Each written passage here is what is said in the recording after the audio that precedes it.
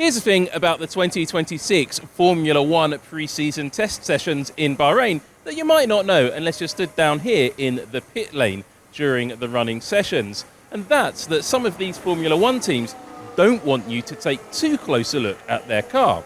That's because every single one of these Formula One cars is packed with lovely little technical innovations that the teams really don't want you to take a good look at. And can you guess what we're about to do?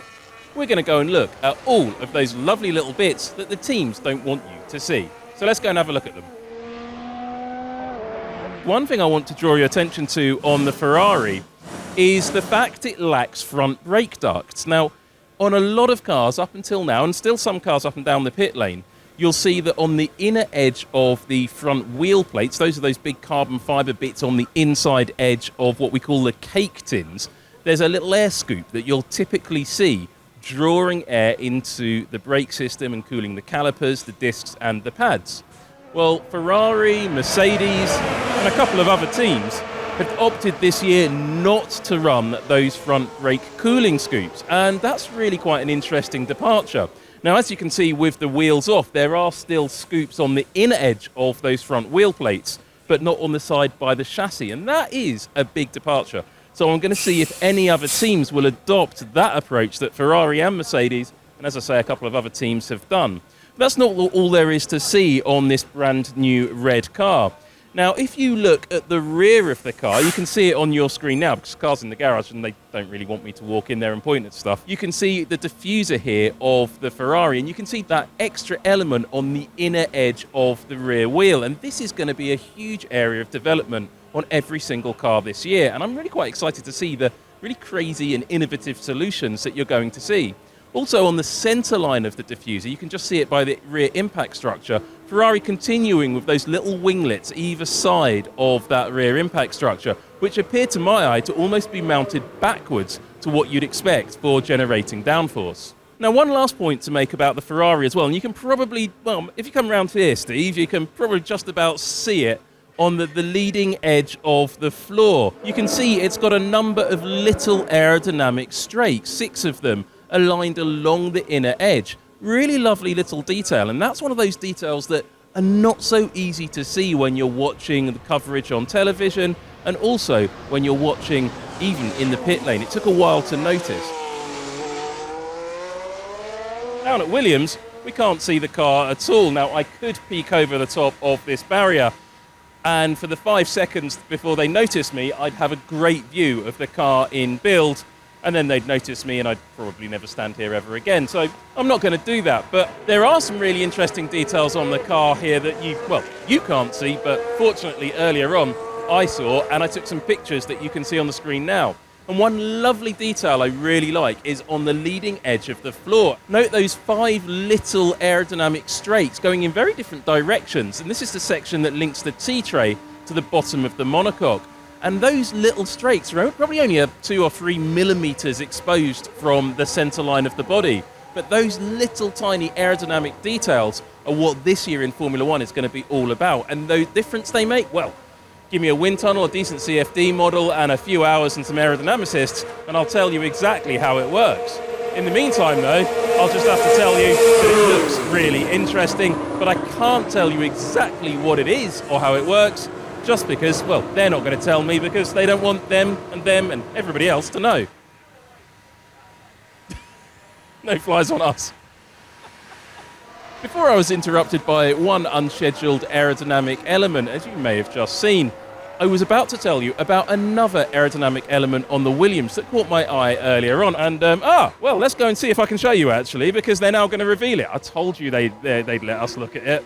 So here you can see just about what I'm talking about. Now, if you look on the inner edge of that bargeboard section, you can see that vertical aerodynamic element. It just sits on the inside. You can see it just at the rear of the Y of that sponsor logo on the inner face. You can see it's almost like a tower.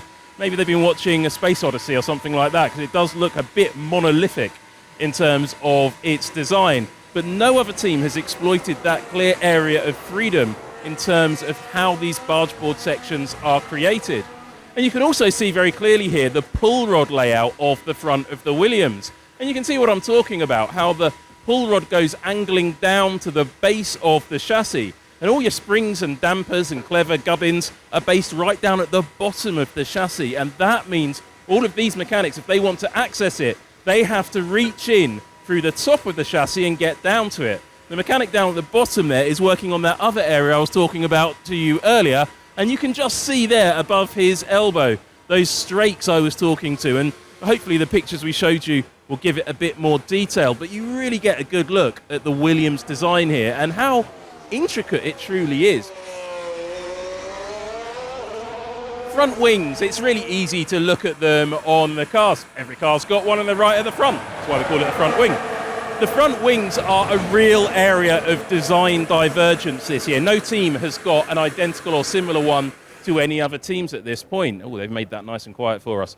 You can see on the V-carb, run by Racing Bulls, you can see it's got two front wing actuators, and that's to actuate the adjustable aerodynamics at the front of the car. And you can see quite clearly with the linkages how the upper elements of the wing would move, and both elements move on that wing. Some elements on some other cars are very, very different designs, and we'll take a look at those momentarily. But on this car, the V-carb, underneath the front wing, we got a little bit of a look earlier on. There's a number of really quite interestingly aligned strakes on the underside of the wing, and that's something you don't normally get to see unless a driver's made a terrible mistake. But this is something that is quite interesting, and there's an awful lot of other details around this car that I would like to take a more detailed look at, particularly the power unit, but we'll have to wait and see for that one. One car that's really caught my attention this week is this, the Audi. Now, the Audi has an absolutely fascinating design, which you may have noticed already. But what I want to look at is not the rear of the car, it's at the front of the car. So let's go and have a look at that front of the car. Now, Audi are one of those teams that have really been trying to stop us from taking too good a look at the car. And one of the key bits of this car's design is around the front end. Now, we've talked about the side pod inlet ducts earlier on, and you can see those side pod ducts, the way they come down and the side pod flares out allows you to raise the leading edge of the floor quite significantly. And I'm guessing that allows them to get a bit more air under the floor and perhaps to generate a bit more downforce from the underfloor of the car, which is quite an efficient way to do it. No other team's taken this approach so far. Is that because they tried it and it didn't work, or is that because Audi have discovered something that nobody else has in the regulations? Now, one thing that Audi really don't want us to be having a really close look at is the front of the floor. And when I say the front of the floor, I mean the section that quite often is referred to as the tea tray, because it looks like a tray that you serve tea on. Actually, it doesn't look like that anymore. And if you've never had tea served to you, that doesn't really make any sense. It's the leading edge of the floor, maybe the front splitter if you wanted to call that. I'm talking about the aerodynamic parts underneath the nose, which you can clearly, oh, no, you can't. You can see the Audi logo. And, well, luckily, earlier today, I took a really close look at this part of the car. And you can see it on your screen at home now. You can see the Audi floor, the leading edge of the floor, has what looks like two holes either side of that leading edge. And those holes, well, at first glance, you think, well, are you really allowed to do that? I thought that had to be a single component with no holes in. Actually, it's not a hole. It's an extra element added around the outside of the leading edge of the floor. What Audi has done is it's read the rules properly, and it's exploited the freedom that each team has in terms of the boxes that you're allowed to develop components in. The Formula One technical regulations aren't like they used to be, where everything's in millimeters and just a measurement. Now you need to have a complete CAD model to be able to work out where you're able to develop the individual bits of the car. Now, Audi have looked at the front of the car, the T-tray, and they've divided that component that most people just consider to be one component into different elements, as allowed in the regulation. This bit's the bib, this bit's an aerodynamic element, and they've added them all together to create that shape you see. And that's why it looks to have holes in it, because they've exploited the area in the regulations that allows them to have that little bit of extra space in there. And so it looks like it's a slotted floor. It's not. It's different bits of bodywork added together to create the effect of a slotted floor.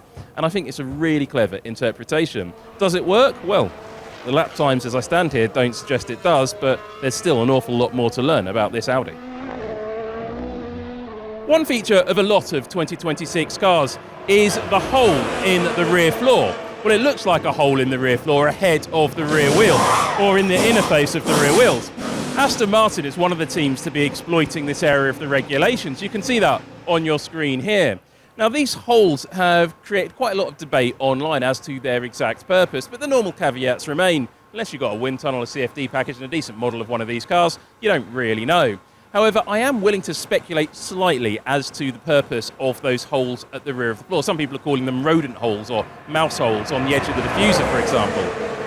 A few years ago, back in the era of blown diffusers, a lot of teams had worked out that the aerodynamic flow structure, the vortex that came off the base of the rotating rear wheels, was really creating quite a lot of messy, turbulent airflow, sometimes called tyre squirt, which would enter the diffuser volume, the shape of the diffuser at the rear of the car, robbing the car of an awful lot of downforce.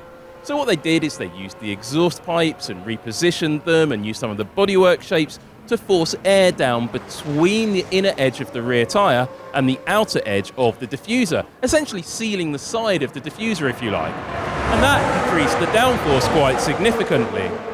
However, that practice was essentially banned in the 2022 regulations, and we didn't really see that practice continue for a while after. And centralising the exhaust means blown diffusers basically don't work anymore. However, in the new rules, there is space for a little bit of a gap at the rear of the floor there, and Aston Martin's got one, Mercedes have got one, quite a lot of other teams have got them.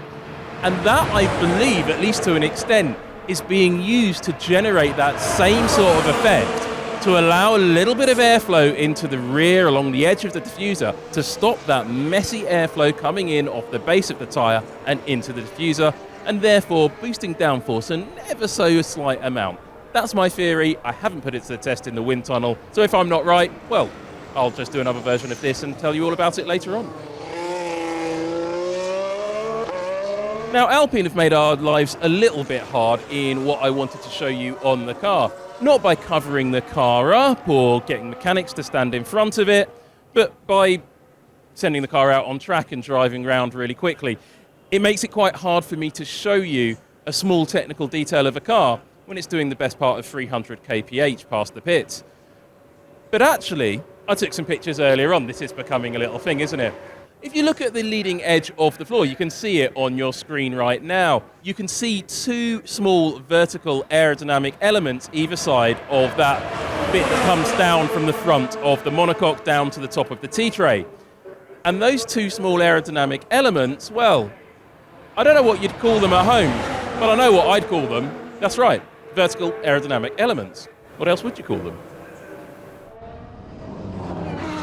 Now here's something I wanted to show you on the Cadillac. On the rear of the floor, ahead of the rear wheels, the cutouts that are located on that floor edge.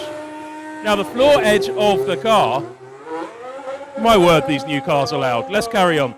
Now, as the car comes towards us, I will show you along the floor edge, there's some cutouts. Now, these cutouts carry on from the previous generation but one of Formula One car.